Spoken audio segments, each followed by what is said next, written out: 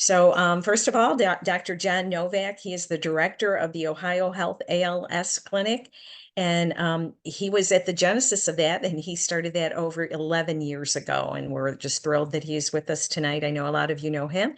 And a lot of you know Dr. Robert Neel, the director of the University of Cincinnati ALS Clinic and Pinky told me that he's been there well over a decade. So we're just really thrilled that we have two neurologists who know ALS well. So we'd like to open the chat area. And if you have any questions, like I said, you're welcome to put those there. Sage and I will help you out there. And also, if you have any tech questions, Sage is our tech guru, so she is here. If you can't reach her in the chat area, you can always try her by email. We're going to be just monitoring everything. sbrand@alsohio.org. And if anyone would like to start with a question, open up your mic and please do. And quick thing, if y'all can also, if possible, it might be tricky, but if you can put your name, just so we know who you are on your Zoom, let me know though if you need help. Thanks.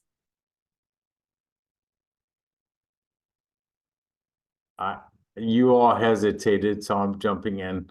And Robert, and those who know me are not surprised. Hi, this is John Barlow. Rob, I see you laughing. Rob, 1 second. Dr. Novak, OH. Yeah, there you go. Sorry, Rob. I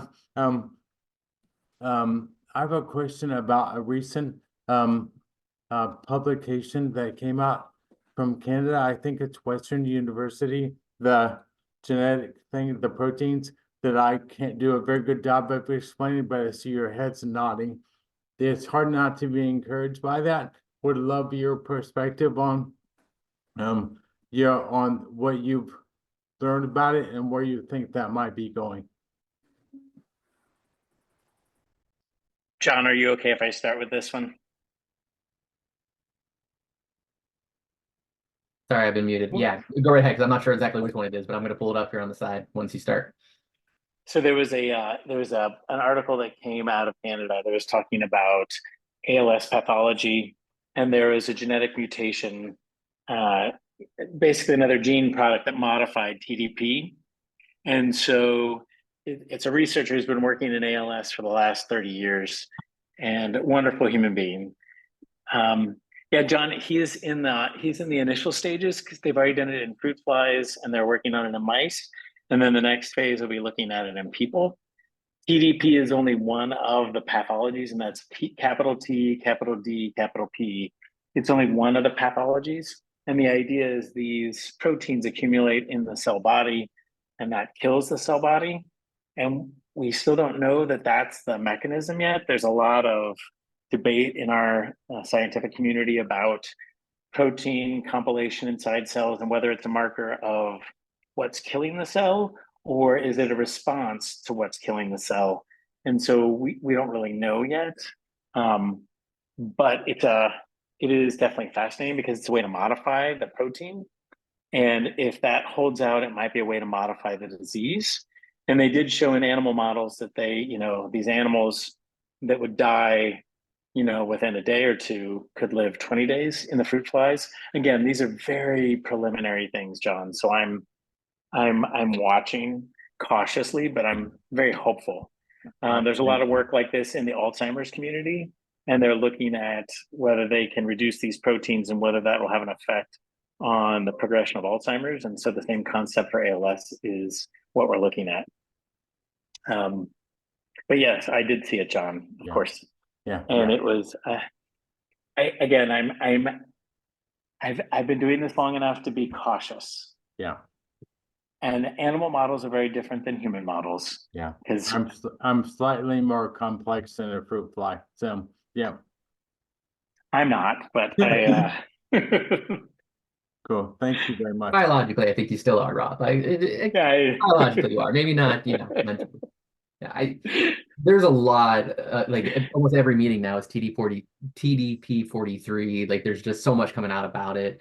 I think it's implicated in a lot of different diseases, and so it's probably a marker of damage. And how you get to that point is really what's going to make a big deal. And so if you can slow down accumulation of protein like that, you're probably protecting the brain, the nerves, and is going to be really important to do. But like Rob said, this is early on stuff and we're not sure how to mess with it in people quite yet, but we're getting there.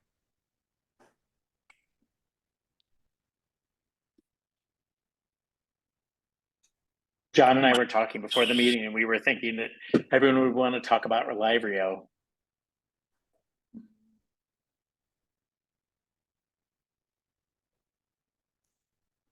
Yeah, I used to like have some stuff ready to go, like that we could talk about, and we never got to it because we always got like down rabbit holes and on questions and just like random stuff. So I stopped doing that. Now we're ready. Well, again, while we're waiting, John and I were talking before the meeting tonight, and we were talking about what are the things that we're dealing with in the clinic, and what are the kind of things that are hot button issues. Relivrio being one of them. The medication FDA approved in 2022, and then it was pulled from the market this year after the European study showed no benefit. And so that was one big topic we thought people would want to talk about. Some of my patients are still taking it. Some have still decided to take it. And I'm still all about it as long as it doesn't give them diarrhea that causes, sodium problems, potassium problems, or dehydration. But I definitely have had those problems, John. The other one that I'm seeing in the clinic, and I don't know if you're having the same problem, is the Trilogy. And I think Philip is going away as far as a company that's providing our non-invasive. And so we are adjusting our non-invasive orders, and we're either having to use IVAPs, but a lot of the AVAPs are going away. So if your machine gets recalled, this is something that, you just need to tell us and we'll help you get it reordered. It doesn't mean that you should be without it. Never be without it. If there's a problem, even if you're only using it at nighttime, we would prefer to know fast.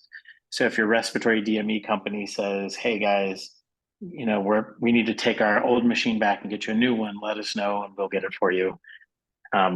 We work with them pretty fast, but no one should ever touch your respiratory DME without talking to your doctor.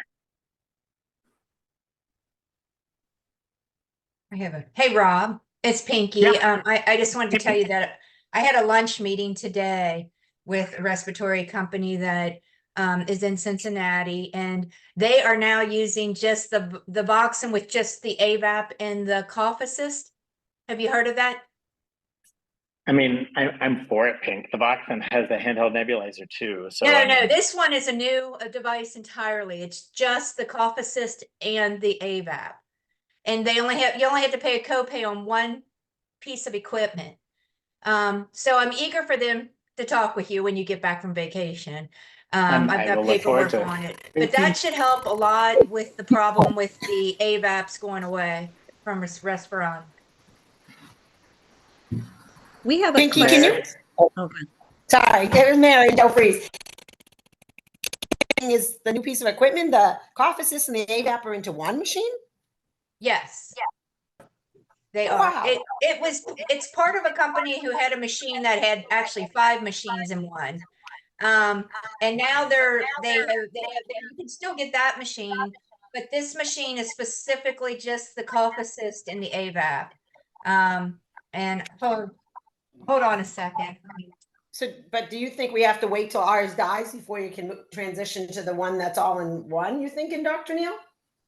So Mary, one of the things we're going to have to watch for is what insurance will pay for. Right. And so we fought a lot with the original Voxen, and that machine was, before pandemic, we thought it was going to revolutionize everything because it was one machine on one pole that did everything. Right. And then because of supply chain issues, they couldn't get the machines or the replacement parts. So they kind of had to scrap it a little bit.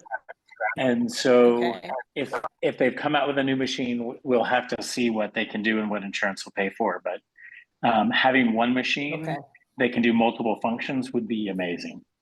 So Rob, the first Voxen was about $24,000. This one is like 13. So the ability to give it out at a more reasonable cost is better. I don't know if it'll be perfect, but it's interesting and something we should probably learn more about, maybe. I don't know. Yes. All right. Thank you.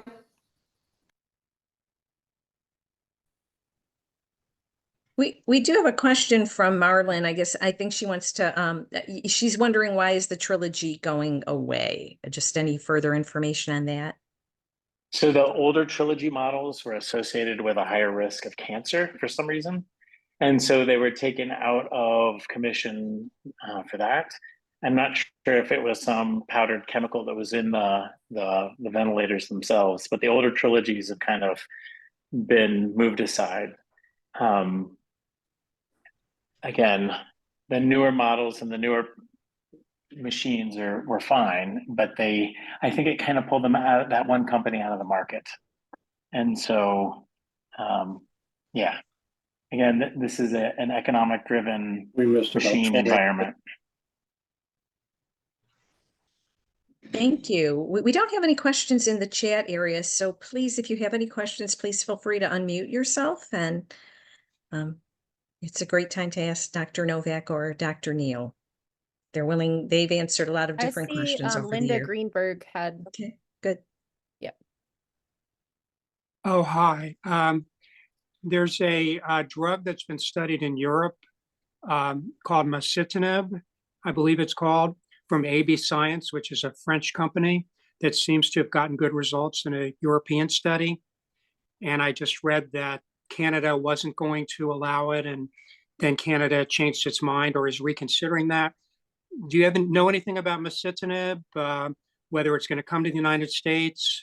Is the FDA looking at it? Any comments you have on that particular product? So masitinib has been studied for, 10 years or more, around the same time as, what's the other drug it was before Amylyx, before Relivrio came out. Masitinib, I really think they were looking around 2016, 2018, and it hasn't really panned out yet. And so I'm actually surprised about the resurgence of interest in it. It kind of got pushed to the side a little bit around 2018, 2019. But we'll see if it pops back in.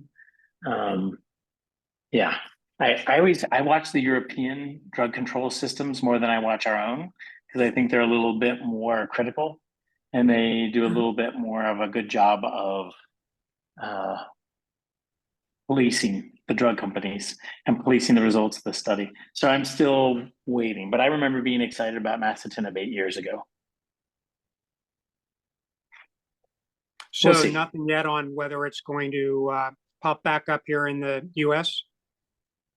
Okay. I'm sure it'll pop back up again. The question is, will it have enough data to be able to be a reliable or good drug treatment? And I remember, again, at the beginning of masitinib in the early years, that it just didn't have enough data. And so I'm not sure what's different now than it was 8 years ago, and what data they're looking at that's different now. But maybe they have longer range studies. But I do remember I actually was more excited about masitinib than I was about any of the other drugs that was out there. So. Okay, thank you. So I looked it up on clinicaltrials.gov just to see if there's like currently an enrolling, maybe one in Europe, and it's got a couple sites listed in the US that's still listed as recruiting. Not a lot though. And yeah, I can remember applying to be a site for this pre-COVID, and working with that company was very difficult. We never got replies back. And eventually sort of, kind of petered away and didn't hear about it for a while again. But there is a couple sites here listed on clinicaltrials.gov out of Alabama, California, Kentucky, Massachusetts, and then the rest are all in Europe. So they must be trying again, maybe tweaked, who they let into the trial or did something different this time. We do have a question in the chat area from Nancy. Thank you. What about Prime C? John, I don't know that one. So I'm gonna. Have you heard of this one before? Yeah, I was just looking up to remember which ones it is, because it's Cipro and Saloxicib, which is Celebrex, right? Yeah, So Celebrex. probiotic and anti-inflammatory. I don't know if results from this paradigm phase 2. That's Why is it good?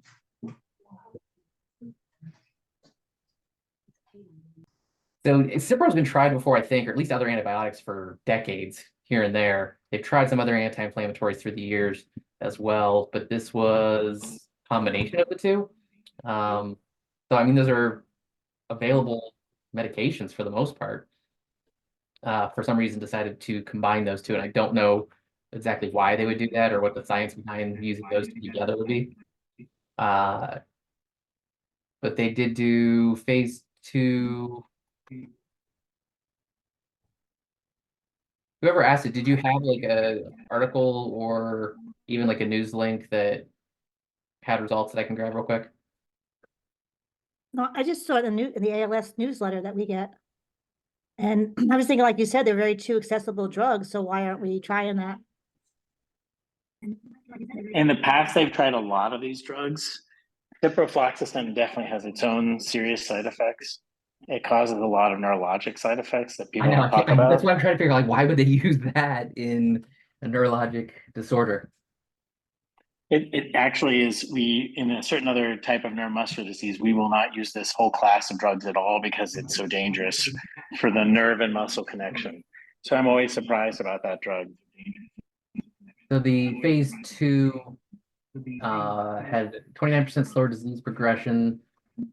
Differences were not statistically significant. 62 participants showed slowing. So I would say it probably did not reach their endpoint, but maybe showed some benefit in a phase 2. So they would have to do that again. And this was as of March 2024. So that must have been what was in the newsletter then, was probably this phase 2 trials coming results that came out. We have another question in the chat area from Jimmy. Thank you. Is there any new drug research that either of you are excited about? John, I'm going to let you go on this one because I've told Jimmy B, but where I'm excited right now. You're already excited about stuff? Oh, I'm not that excited, actually. That's my problem. Yeah. The newest, I don't know if I have a specific medication that I would say is like on the cusp of approval that excites me. I think the newest, sort of technology that we're going after, I would say there's two big things. One is the genetic variations treatments with ASO technology. So this is, the SOD1 mutation has a medication that is approved. And we are testing a lot of the other sort of genetic variations that I really hope does sort of spill over into the mainstream. Most of these are going to be very specific. You have to have a specific mutation, and we block that, whatever that, sort of error is, and hopefully get a result. But I think as we do that, we will learn more and more about the pathology. And, to bring up like the TDP43, as that's a common thread, if we can do things to interfere with that accumulation, maybe we are sort of making a move for the majority of the patients. Genetic is 20%. What about the other 80? So hopefully we can start to sort of spill over into that. I think the other biggest thing we've got going for us right now is biomarkers. So there's a lot of research coming out of ways that we will be able to study their drugs better. So, a biomarker, something we can take out of you, whether blood, spinal fluid, something that we can use that we can look for an effect. And so this was how the medication for SOD1 was approved. They gave it to patients and they saw a specific biomarker go down. The numbers went down, levels went down in the blood, reflecting, less damage going on to the nerves. And so as we get better at those and we are using them much more in trials, we will be able to tell faster if something's helping. We'll have more concrete evidence, so it's not so dependent on this functional rating scale. And then I think the biggest thing that we'll do is get us drugs faster. We'll be able to screen them faster and say, okay, we're going to test these 10 things. We're going to test them really quick. Only 2 of them look like they moved to biomarker. Let's move those on to phase 2s and phase 3. So I think we'll be able to do a lot more in a much shorter period of time with this. Because right now we're dependent on waiting to see what happens in 6 months. So everything's going to take at least 6 months, if not longer. I think the other thing this will do is start to give us individualized approaches. So if we still had Relivria, there's 3. If something else got approved now, that would have been 4 medications, and we would have just been giving everybody all 4 and just saying, okay, well, I don't know what's working for you. I think to get to a point where we can take something out of someone's blood and say, this one works for you, this one doesn't work for you, it's not going to just change how we do the trials, it's going to change how we treat you guys. And I think that would be, amazing to have more tools and better ways of knowing if you're taking this for a reason. Something like Relivria was giving people diarrhea, and they're like, man, this tastes like crap, I don't like it. Is it helping me? And we couldn't really answer you. And that was, oh, sorry, I got attacked by a cat. Sorry, that was really a frustrating thing to do. And if we can say, yes, this works for you, maybe it's a little easier to swallow something like that in the future if that ever comes back around again. Yeah, the biomarkers, John, you and I could probably go toe to toe on the biomarkers, because I've been like the serum neurofilaments and the CSF neurofilaments, I feel like I'm not sure that they're necessarily going to give us the data we need, but we'll see, because they represent neurologic disease, and they can be elevated in other neurologic diseases like MS and stroke and Parkinson's and Alzheimer's. And so everyone's trying to use the same biomarkers right now, and no one knows which ones are going to be the right ones for us. I still think we are looking for our biomarker, but I told John before this, the thing we were talking before our meeting tonight, and I said that, the one thing that I'm probably most excited about is the DIALS study, which is it's basically the genetic study out of Mass General, and it's for the people who have genetic forms of ALS, and studying the pre-symptomatic people with ALS, meaning the people who have the C9orf72 or the SOD1s. And there's I think we're at 34 genes now, John. But, those people who are pre-symptomatic getting tested, meaning the children of those people who have the genetic mutations, getting them tested and then tracking them over time, and then trying medications with them to see if we could stop the disease or prevent the disease in them. That is actually, and it's not an immediate fix, which is the part that's probably so frustrating for everyone, but it's a long-term fix. Being able to follow someone who might be C9orf from the time they're 20, and they might not manifest ALS until they're 50, but is there something we could modify in between 20 and 50 that might change the disease course? That is not where I'm excited. And I think, John, they're opening DIALS. They are moving it just out of Mass General. I think they're going to open it all across the country. And I am most certainly going to try and get us into that group. And hopefully you guys will get in there too. Because we have a large number of people with genetic mutations that we should be studying more. That's where my science has been the most, that is where my science has been most exciting for me. How much has changed just in the last 4 years.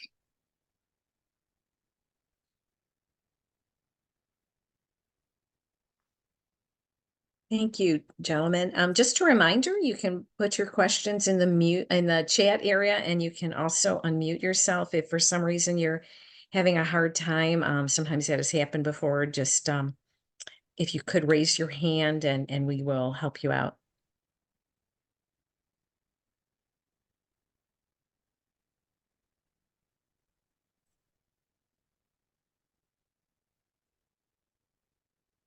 All right, yeah, I waited. I have another question. I'm not sure if this is the best forum for it, but I have a question about participation in clinical trials. It's not about the medical side of it, it's the experience. I have been spoiled by you all, Dr. Neel, Caitlin, the support group folks, like everybody on this call. I've had a different experience going through the clinical trial process in terms of communication, follow-up, scheduling, those kinds of things. And I didn't know if my experience was an anomaly, whether the rest of you have made my expectations too high, or if there's others who are experiencing anything similar, and if there's improvements that can be made. Specifically, I'm talking about I've enrolled in Healy at the University of Cincinnati. John, can I beg this of you and make it concrete?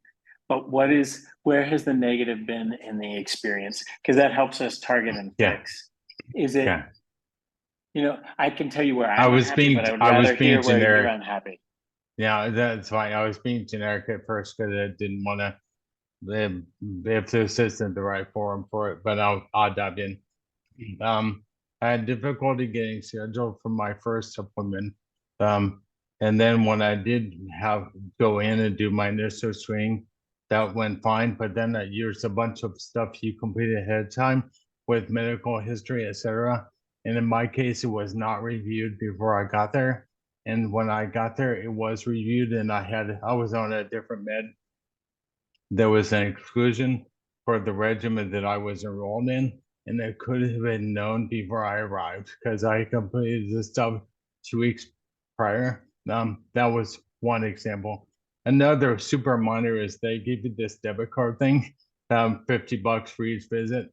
To date, I've been there 4 times, and I have nothing yet to show for it. I don't need the money, but the principle is like head scratching.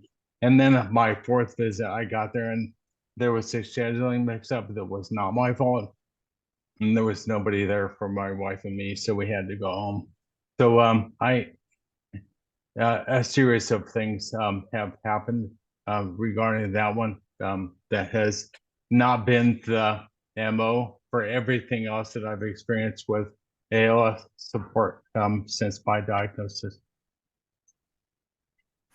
First, John, I would apologize, and I would tell you that I wish that the research end of things was treated as seriously as the patient care.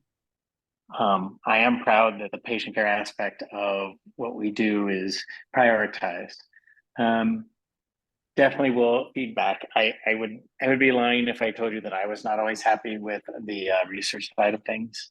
Yeah. And I wish that was different. I'm not sure how to fix that. Yeah. Well, in my case, it's not for like a feedback. I've been polite, but I've talked with Dr. Kuzlov directly, and I contacted MGH by emails.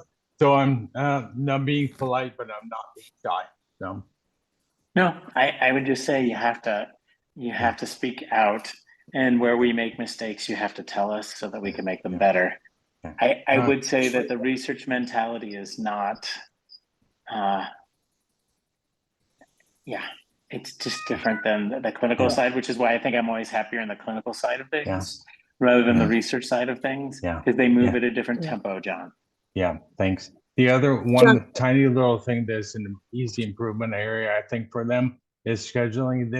They don't do anything in the system like using my chart. And I understand why, but I think it's silly because it makes it dependent on a person remembering to put something in their own calendar. And if they mess it up, which they did, then things blow up. So I will feed that back, John. Definitely. Right, thanks. Yeah. And Sorry you know, to John, complain, it's but Mary and Joe. Mary, we, John, have been in the Healy trial at OSU for, I don't know, 2 or 3 years now.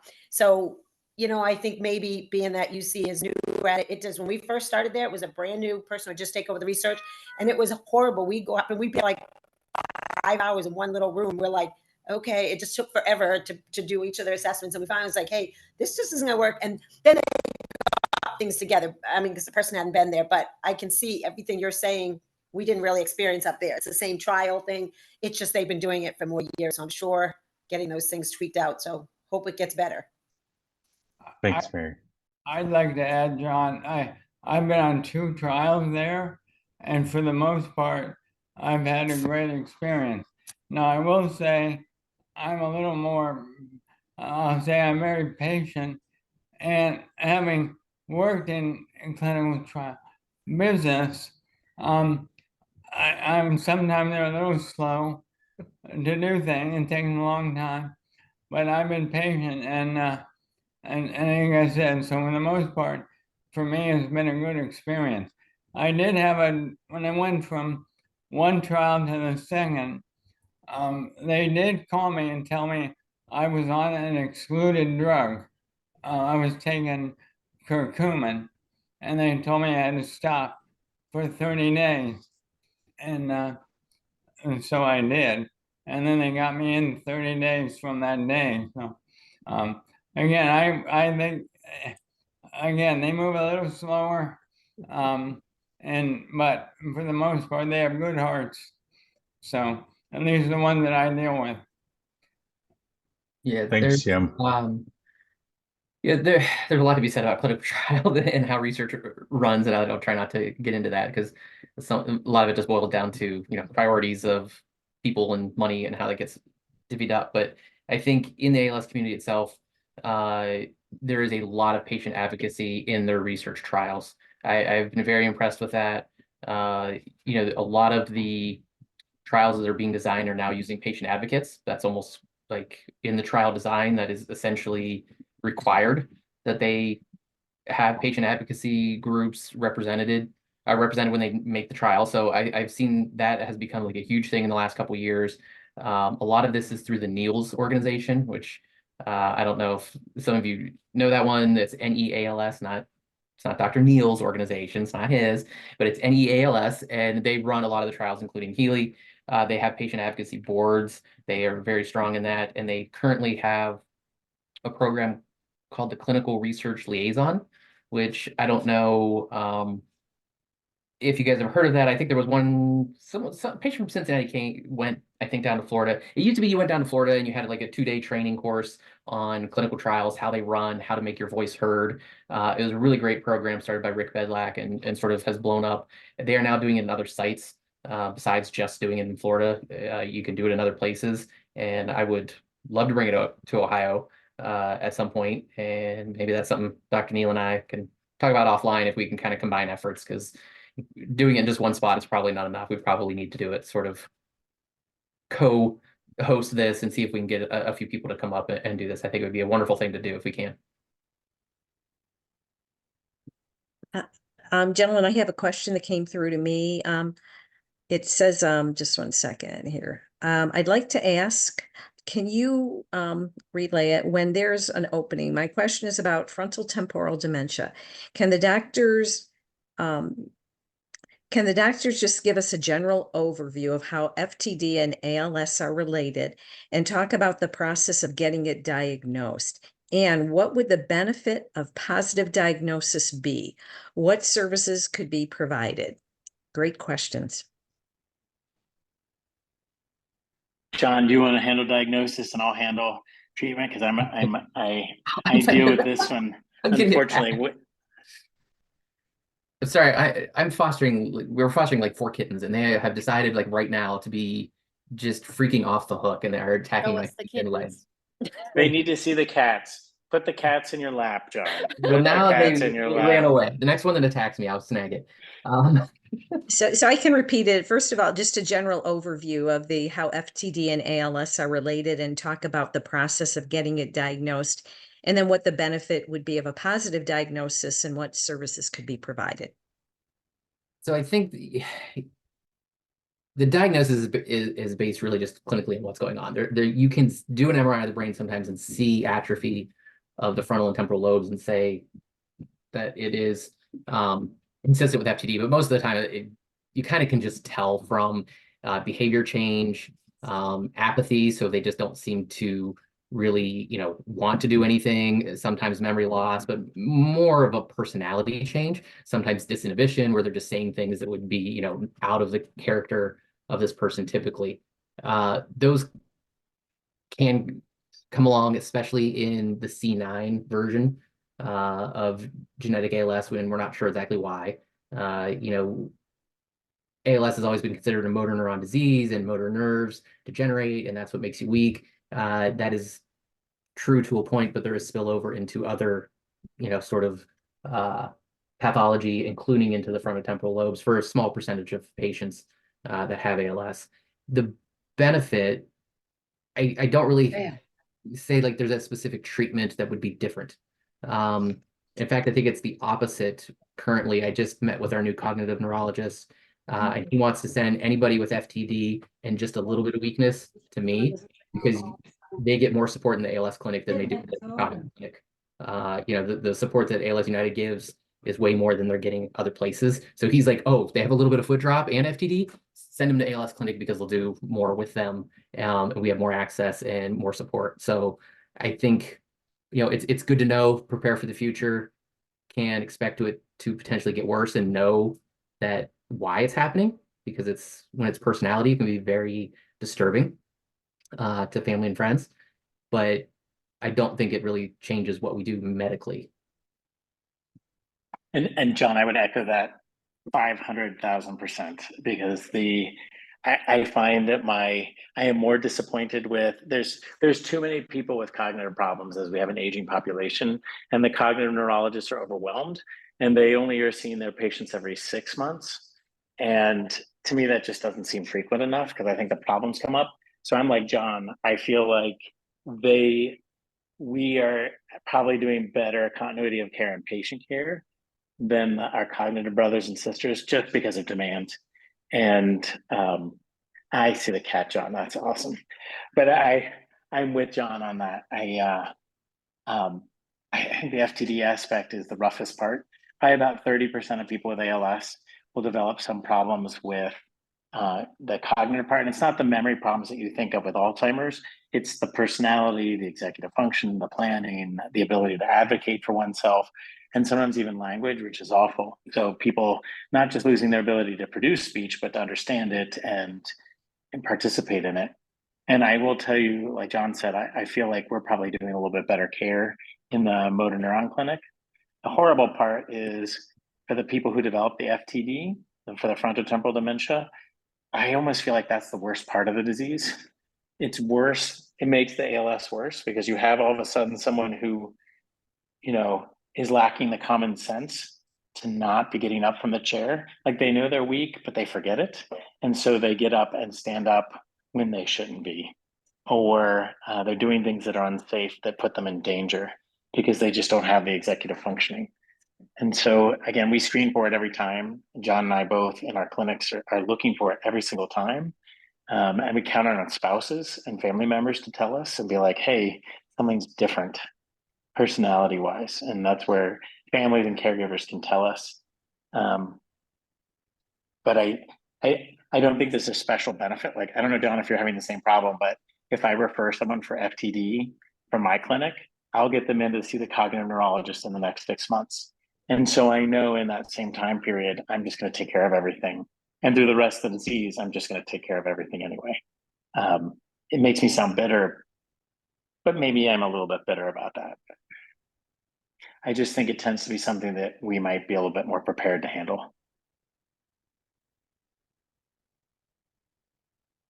But the diagnosis itself can be helpful for certain legal reasons, particularly if someone's not making good decisions for themselves. When you're talking about someone with capacity, although I will tell you, I still have not declared anyone without capacity with frontotemporal dementia, because they usually can still tell you what their decisions are and what they mean. They just aren't making good decisions. So John's got cats aplenty. There's 4 of them. 3 gray that we can't tell the difference, and 1 peach colored orange thing that is just a demon. God. My legs are torn up from work. This is like my workroom. This is where I work, and they're currently housed there because they haven't had all their shots, so they can't mingle with the rest of our critters. And so they're stuck here, and I'm stuck in there with them. I feel like I'm trapped in here with some sort of monsters. Melinda mentioned that she received a message or a comment in the chat. Melinda? Yeah, absolutely. This is going back to our conversations about research trials.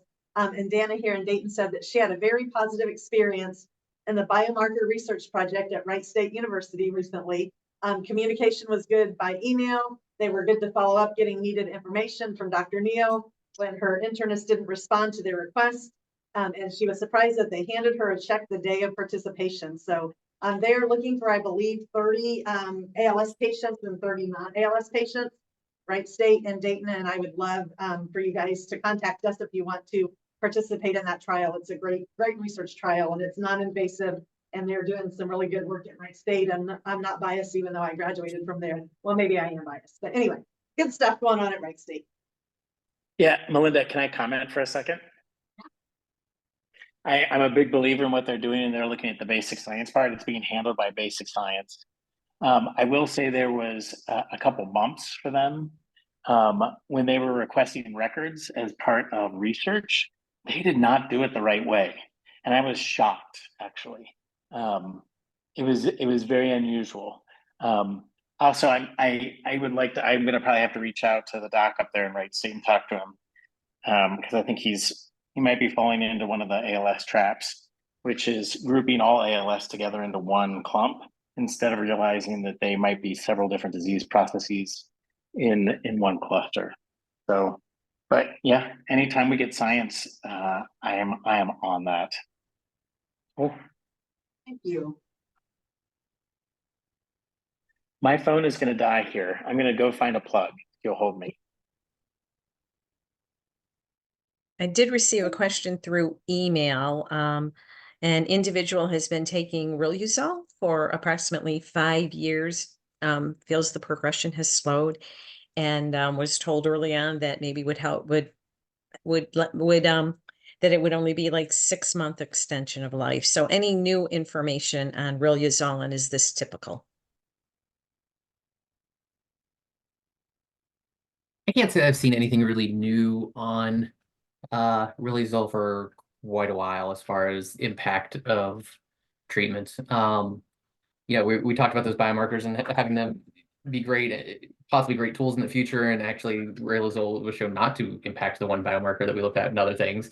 So I think that helps show that we don't necessarily know everything about them. And part of what Dr. Neel was saying is right. Like we think they're going to be great, and then you do a study like that and you look at it with everybody on Riluzole, and it doesn't really move the needle on the marker that we thought was going to do something, but yet it continues to show some sort of benefit. You know, I think the question that we typically get is, I've been taking this medicine for X amount of time, is it doing anything for me? And honestly, we don't know. You can take a medicine and you can say, okay, if I give it to 100 people and I don't give it to 100 people, on average, this 100 people does better than the 100 people that didn't get it. And that's trial. Individually, when you're sitting in a room, you don't care what those 100 people did. You want to know if it's helping you. And until we have something that we can draw out of blood, we really don't know.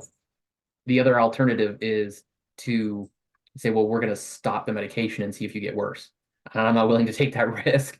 My thought typically is, if you are doing well, you're having fairly slow progression, you're not having side effects from the medication, continue it. And I think this is why we still have people on Relyvrio, where this trial has shown, you know, it probably doesn't do much based on a trial. But if you're doing well, you're progressing slowly, you're happy with how you're doing, and you're not having side effects, continue the medication. And, you know, I hate to say we're hoping it does something, but we are. I mean, to be honest, we are hoping a little bit. And as long as it doesn't cost you an arm and a leg. I think John and I are both old enough to remember when Riluzole, like I had patients that were talking about deciding between their Riluzole and paying rent or getting groceries, because it was $500-700 in a month for them to take the medication. And I think Riluzole is so much cheaper. So it's less of that worry for me. But I remember in the old days feeling very grumpy about the medication, thinking it might add 2 months of life, but it doesn't affect quality of life. It doesn't improve quality of life. And when it adds the extra months of life,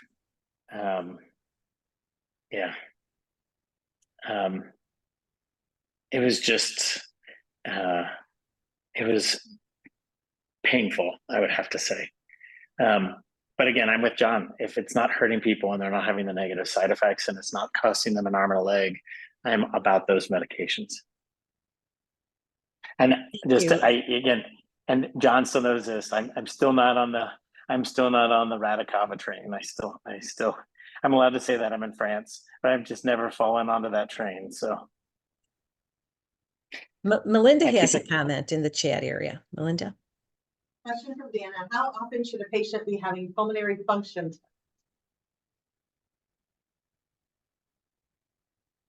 I think every 6 months. If their disease is more aggressive, they should probably be having it every 3 months. But I would probably say every 6 months is a good start. And if the disease is slow and steady, Melinda, then we go to every year. But every 6 months really helps, because John and I are using that breathing test to make a lot of decisions clinically about not only prognosis, but also thinking about when do we start non-invasive ventilation, but also when do we think about getting the feeding tube. And, sometimes the breathing speeds up the feeding tube faster than anything else does. Yeah, we've typically done it each visit, which is about 3 months, just depending on travel. Now with doing telemedicine and some of our patients we see, then they do telemedicine, and then we see them again in person. We're not getting it till every 6. But I think a lot of it is individualized, where if someone comes in and they've been 80, 80, 80, 80, and everything's been fine on all their numbers, I'm not worried about that person. If I can see someone doing 80, 70, 60, that's a different story. I guess one of the newer technology that is pretty cool is doing it from home. So we now have home-based spirometry. You blow into a little tube, it sends it to your phone by Bluetooth, uploads it, and we can look at your results. So for people who aren't coming in as often, or for people who, maybe are somewhat borderline-ish and we want to keep an eye on it, we can have you do it once a week, and take it home and send it, or once a month for, the next 6 months until we get you back into clinic. We can do stuff like that now, but I think it really is sort of what your trend has been more important than just how often. Thank you.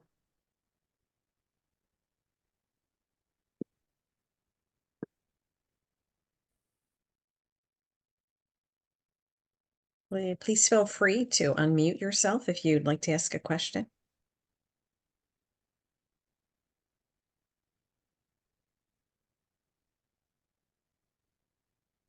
Or you can put that question in the chat area and we can ask it anonymously also for you.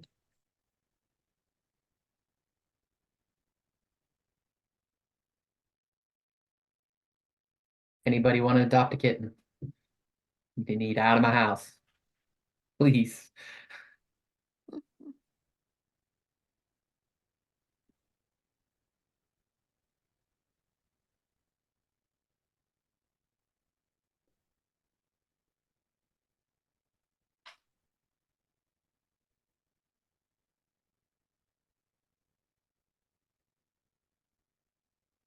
Tom, are you trying to say something, or are you muted on purpose? Do you want me to? I was muted on purpose. Oh, no, hold on one second. Let's see. Dr. Neel. I don't know. Sorry, I thought someone was struggling there. Sorry, Pink, what were we gonna say? I think, did we answer Joe Freeze's question about, is there any studies to get in for those beyond the 3-year marker? That was in the chat. Oh, it might have come, I'm sorry, it came directly to me. Sorry. So Joe Freeze has a question. Is there any studies to get in for those beyond the 3-year marker? I think it depends, but you're right. Most of the clinical trials are not going to take someone that's been there, that's had disease for 3 years, usually 18 months, sometimes 2 years. Natural history studies, potentially biomarker studies, those types of things where you're contributing. As far as treatment goes, less likely, except for what is called an expanded access protocol or expanded access program, so an EAP, which there are about to be some released. The Act for ALS funding that the government passed has funded money for NIH to run expanded access protocols, and those are essentially an investigational med that people can get on with less strict criteria than a full-blown clinical trial. There's, risk in that it is a investigational med, it's not approved, but it's not as stringent as a trial as far as how much follow-up and what are the criteria to get in. So those are coming out now. I think there's going to be 3 sort of multi-center ones. We will have perdopidine available hopefully in the next month or 2. They keep saying we were supposed to do it in March, but that's where I was trying not to go with the clinical trial topics that we were talking about earlier and how slow they've been, because they are way behind schedule. And I think it's going to be competitive enrollment up to like 200 people. And my guess is it fills pretty quick. So be on the lookout for those. But if it's an EAP, when you're looking for those, they are much less stringent, and you can get in and get on investigational meds that have shown at least, some level of promise in a previous clinical trial.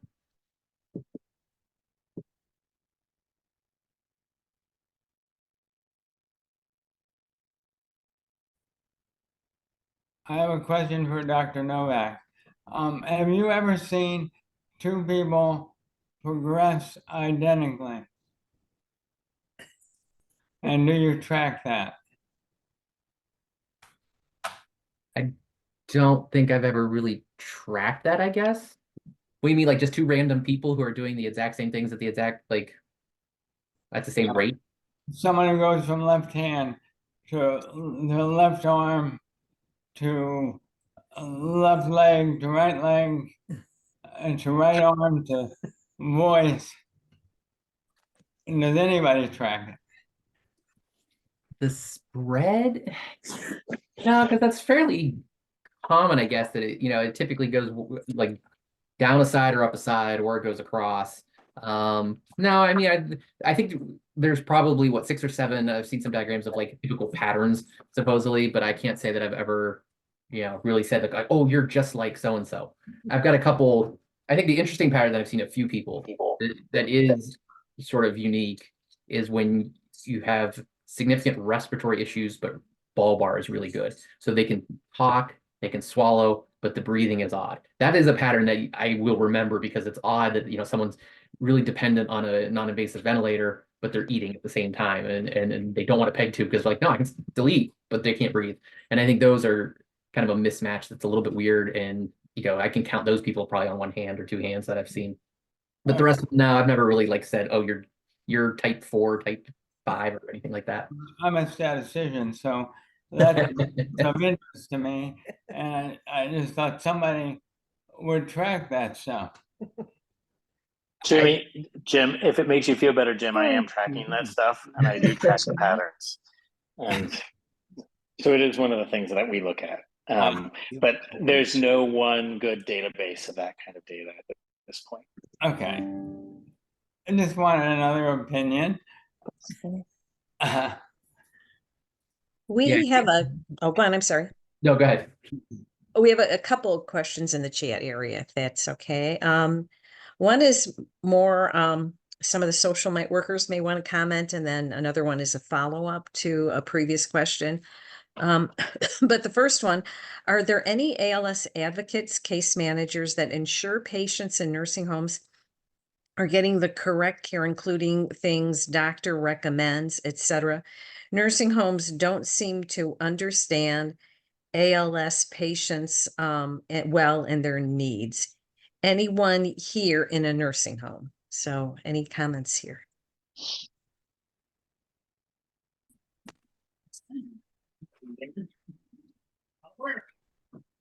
Well, Carlene, I would say that that's a large part of our I'm job. not sure that I'm muted yet, so. We're trying to make, as care service coordinators, I've had many meetings with nursing homes. Dr. Neel can attest that we battled one particularly really good nursing home, but we had a battle to get AVAPs and cough assists in there and things like that. So education is key. And I would say that if you're in a nursing home and you're struggling with needs and not being met, that you should reach out to your care service coordinator, and maybe they can do a little advocacy on your behalf with the nursing home.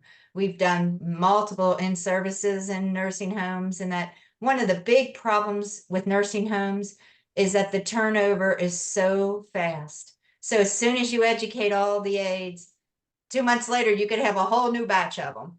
So there's a lot of challenges when you're dealing with nursing homes. Plus, they are critically short of staff. And that's a huge issue. And no matter how much education you give a nursing home, if they don't have the people to give the care, you can't solve the problems. But you can certainly contact your care service coordinator in your area and ask for a little help with advocacy. And if they can, I'm sure they will. Pinky, would you talk?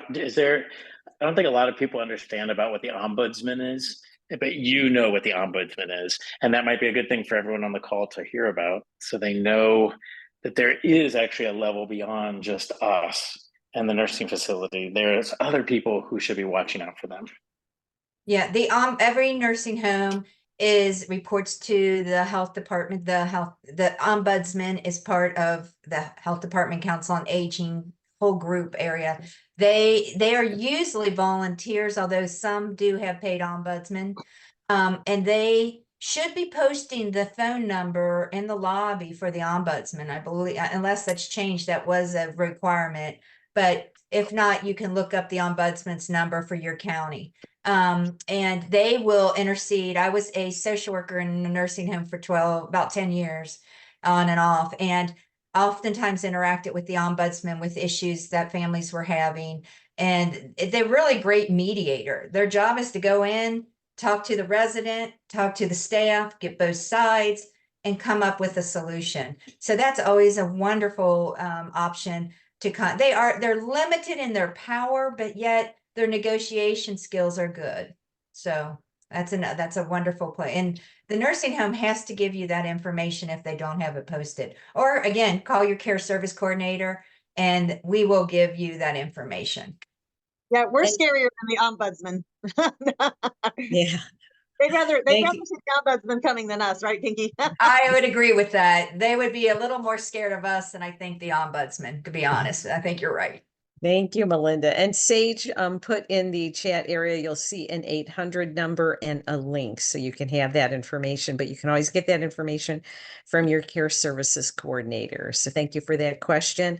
Another follow-up question regarding a previous question. You mentioned that you don't prescribe Cipro or fluoroquinolones. I probably mispronounced that terribly, but do you know of any cases where you suspected that medication could have caused ALS?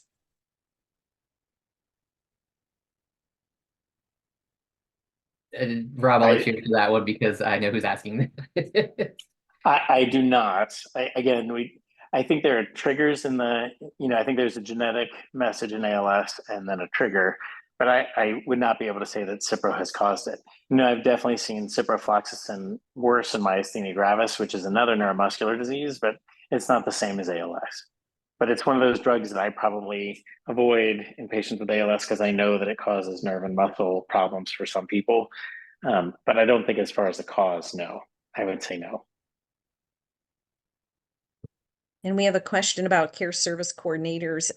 If you enrolled in our organization, ALS United Ohio, then the person who enrolled you is your care services coordinator. It may have been the person who sent you an email on this meeting or someone else from that office, but we can find out who your care services coordinator is depending on where you live. But we have, I believe there are 7 of us currently with ALS United Ohio.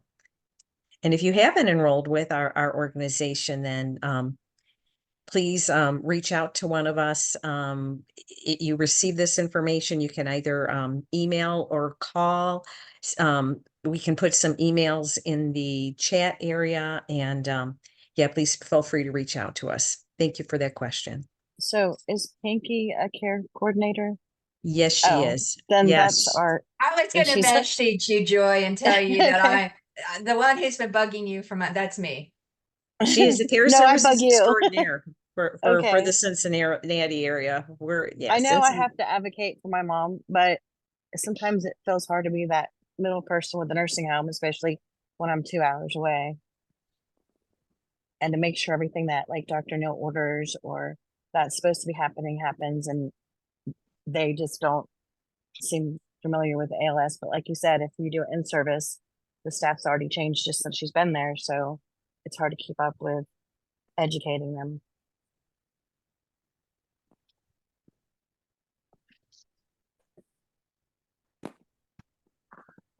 Gotten a lot of things done though for your mom. She's got Yes, a you power have. machine, so sometimes, there's still a lot to be done, but I think things are definitely moving in the right direction for your mom. So I hope it Yes. continues.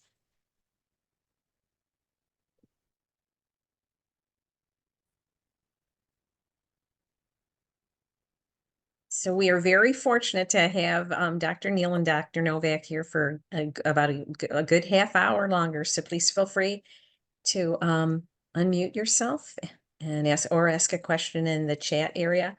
I'm gonna put Melinda on the spot. Are there any questions in Dayton that you'd like to ask Dr. Novak or Neel or Dr. Neel? No, we are good right now. You hear about Paris? You're seriously in Paris right now? Okay, someone is saying, ask anything to them. Tell us a favorite movie, a good one that you'd recommend. And then I'm going to start fading because it is almost 2 a.m. here, so I might be fading soon. My favorite movie is Contact. It's a Jodie Foster movie. Still my favorite movie of all times. It's Carl Sagan. It's about, how connected we all are. It's just a beautiful movie. That's mine. John? You had to say something all like, cerebral and I'm thinking like, oh, Deadpool was really good. I really like that one. I like Deadpool, but Deadpool's great. He's hilarious. Yeah. Ooh, dang. I don't know. I mean, our family is a Avengers / MCU family, and I think I've enjoyed the movies. I think they're very fun, but it has spanned the 10 years that my son has gone from 6 to 16. And so he just sort of all my kids grew up watching these and, what's the next one? We're going to go see them. And I think those are kind of the top movies in our house these days. I can never pick a best movie because depends on the mood, I don't tend to watch deep movies. I need chill for my movies. I'm standing by Contact, John. I'm standing by it. Yeah, oh man, I know. It sounds good. And then a close second, Interstellar, because I'm a big nerd. And Yeah. ironically, I like that one. both these movies have Matthew McConaughey in them, which is just defies gravity. But it is what it is. The fact that they're good with him in it, that's well, I mean, he's good, I guess, in a way. Interesting way. Jodie Foster. You had me at Jodie Foster. Favorite dessert in Paris? Is this Sage? Is Sage putting these questions in here? Am I going to have to talk to Sage? I did not ask the favorite It's in dessert private Paris. here, so maybe favorite wine instead, whatever you'd like to share. I'm gonna see if I can show you something more happy. If I can figure out how to do this. I'm like John. So John might be a cat person, but I'm a dog person. And we rescued it. We just happen to have cats at this time. Sometimes they're puppies, Yeah. sometimes kittens, so you never know what we're gonna get. You never know what you're getting. No, they come and go and they stick around for a few weeks or so and hopefully find home soon. Yeah, I do have a The question. problem. These ones are just wild. I've never seen such animals they're just insane. Was there someone that just unmuted for a question? I don't know if Yes. that It was John. Yeah. I'm in this new, as you well know, Dr. Neel, only about 5 months, but I was curious, and I don't want to bore everybody or get into a DNA discussion, not at 2:00 in France, but is everybody has these same markers or do everybody have these same DNA markers? Only people who have ALS have a morphed marker. Is that what we're dealing with? No, so the genetics in my mind is different. There are certain genes that have an association, a higher association in the population with ALS, and that we know that are probably, if not causative, highly associated with ALS, like C9orf72. That we know that gene, which is chromosome 9, open reading frame 72. That's when they say C9orf72. And that's different than what John's talking about, which are the biomarkers, which are kind of, is there a blood test, a spinal fluid test, something that kind of tells you about the disease, how it's progressing, et cetera. The genetics is, they still say that it's probably only, 10 to 15% of patients with ALS have the genetic forms. I personally believe it's going to be higher than that when we look at everything when it's said and done. And it just means that there are certain genes that might predispose us to it or might be responsible for the pathology. And so that's kind of where I see it. Whereas the biomarkers are like, I can track your breathing test, or I can track your sodium. I can track something to see how your progression is going. That's what the biomarkers are oftentimes used for. Is that kind of what you were looking for? Tom, I can't unmute you. There's a few markers that you mentioned to us, and I want to know if I have those same markers, only they don't they don't distribute or display themselves as ALS. Is it that kind of thing? I guess is my question. No. Okay. No, they look for the biomarkers as finding some faster way to diagnose, or some faster way to monitor, like some reliable monitoring mechanism. Whereas the genetics are like, here we think is a pathology. This is probably how this pathology started for you, a cause. And, but the biomarkers are more for monitoring entrance to the disease and monitoring progression of the disease. So again, just kind of roadmaps, like mile markers, as opposed to the genetics, which are like, you went down 75 when you really should have been going down 71 kind of stuff. That's how I look at the genetics differently. Okay. We have a couple questions coming in through the chat now. Well, the first one is a comment. It says, not a question, but just want to shout from the rooftops that Dr. Neel Pinky and ALS United have helped my mother, Donna Hyde, way more. Whoops, sorry about that. Yeah, way more than anyone else has since the ALS diagnosis in November. So grateful. We can't thank them enough.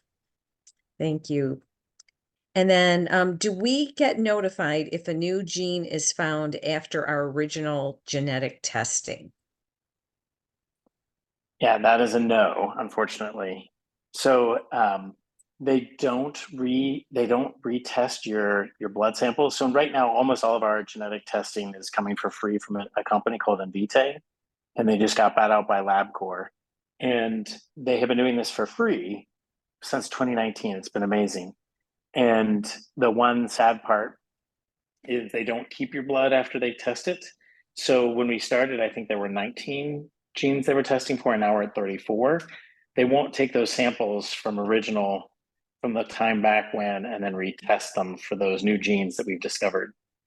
And so it's one of those things that we still are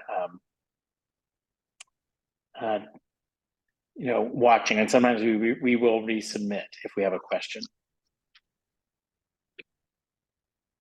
But there are new genes that pop up.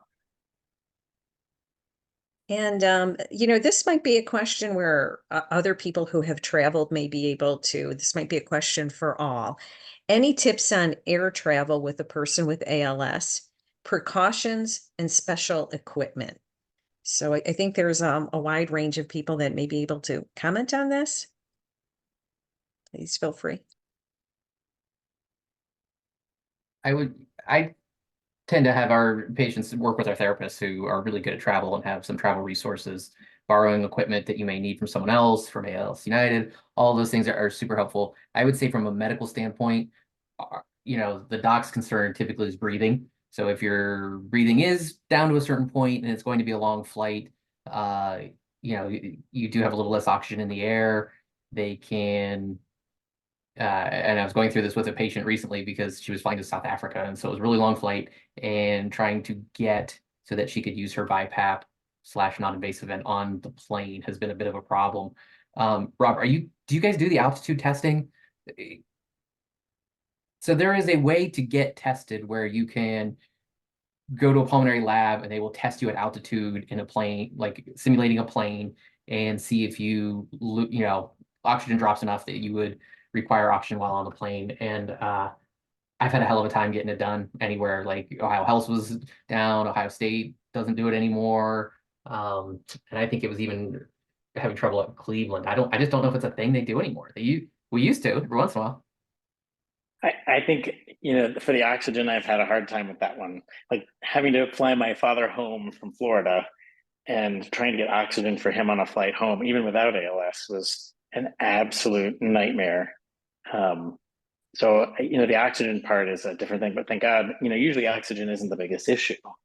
The bigger issue I've had has been wheelchairs and wheelchair damage, and these $45,000 pieces of equipment getting banged up because the staff just doesn't know how to take care of them. They're so precious. So, I've had that happen twice, and those were bigger issues. So I have become a bigger, firm believer in the drive.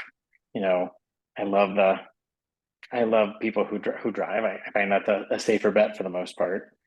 But the flying with the wheelchair has been my number one complaint. We have a comment from Sam. Thank you. She has a contact for a travel agent for ALS patients and families. So, Sam, it would be great if you could possibly share that, I think, with Pinky, and we could send that out to others. I know some of us are familiar with some websites that may be beneficial too. And then Sage, I've heard, Sage heard that Delta had a good customer service with folks in transport chairs. So thank you, Sam. It's always good to hear from the grapevine about companies and good experience. And one person said they took them from the check-in counter at the like before even security, and the associate came with them all the way back to the gate and made sure that they were seated properly on the plane and everything, which when I hear those types of things, that makes me very happy. Also, Sam said Toby is giving her a little bit of difficulty, but she's going to email me the details. So if anyone needs those travel agent kind of details, I'll put my email here. Sam's going to share that with me. So thanks. I see a question in the chat too, Carlene. Yep. Yeah, thank you. What level percentage is breathing a concern? And I take it that is regarding a question regarding traveling, correct, Diane? We have some, I know it's a person who Yes. loves to travel with her husband. Thank you, Diane. In Yeah. terms of the breathing test. Hi, Diane. Hi, Jeff. Hi. My concern gets to be when someone's using their non-invasive, longer periods of time. If you can't go 12 hours without it and you're going to get on a 12-hour flight, that's a problem. So I think that concerns me more. Other than that, when numbers are, I don't know, it kind of just depends on how they handle it. But the ones that have come up have been like 15-hour flights, and someone who's like, yeah, I usually have it on and off throughout the day and I sleep with it. You're like, oh, okay. And they were getting a lot of runaround from the airline. It became very difficult for them this past time. It was really a shame because it did not used to be that bad. You could qualify someone and just say like they're kind of low, they needed a little bit of supplemental oxygen on the flight, and it wasn't that big of a deal. But this last one, I don't know if it was just the flight itself or what was going on, but it was much different. But I think, it's related to how long you're going to be in the plane, and it's related to how long and how comfortable you feel without, the mask. And if you're talking about the percentages, if you're talking about the forced vital capacity or the slow vital capacities, I'm probably getting anxious in that 30 to 40 range. Around 50% on your slow vital or your forced vital. 50% I'm still probably okay for short flights, but below that, I'm not sure I would be traveling by plane. I appreciate that. Thank you.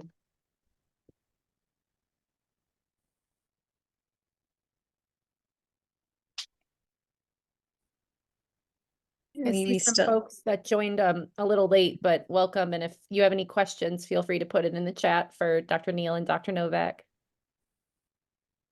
Or feel free to unmute your microphone. We're lucky they can stay with us for about 20 more minutes. But if there aren't any questions, we can end early. I don't know if Dr. Neel's going to last 20 more minutes. Sam says she prefers to keep Dr. Neel on his toes. By the way, Dr. Neel looked real good in the opening day parade. Yeah, it was very fun. That was probably one of the most magical experiences I've ever had.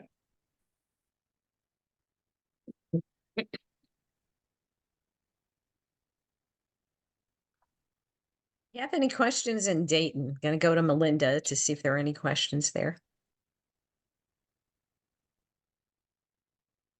I can't get it unmuted. No, oh, there, I did unmute. No questions here. Okay. Sage was showing us her new dog though, or well, Denny, but yeah, we'd like to see Denny again. Okay. Last chance, people. We're just really lucky that we have Dr. Neel and Dr. Novak, that they commit to this once a year. So it's a really good opportunity.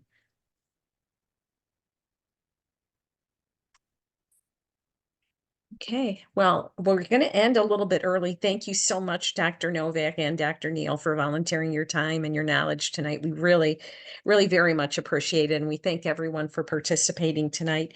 We want to remind you that usually these are on the fourth Monday of the month, but because next week is Memorial Weekend, I mean, we've already gotten Dr. Neel on his vacation. We didn't want to have this for everybody's vacation. So thank you for coming, and understanding why we changed the date. And we just want to remind people, this is every other month. So our next meeting is going to be Monday, July 22nd, the fourth Monday, and it's going to be an open discussion. And then in September 23rd, we're going to focus on research. We're going to have two speakers from two different institutions. Some of you are familiar with Dr. Stephen Kolb. He's going to talk about ALS research at OSU. And then Dr. Sharif, and I don't want to massacre his last name. He is from Wright State, and he is going to talk about research. So if anybody knows the correct pronunciation about that, they can please chime in. But we are very glad. We're just thrilled that we can have these experts come in to speak. So thanks to all of you for coming, and we will see you in a couple months. And Dr. Neel, enjoy your trip. Thank you very much again for just joining us, and I hope you get a good rest. And Dr. Novak, you too. Thank you very much, everyone. Have a good night. Thank you. Thank you, everyone. I will stay online for a few minutes if anyone has any Bye, closing everyone. questions. Be safe, Thank Rob. you. Have a nice trip. Bye, Pink. Thank you. Thanks so much for joining us.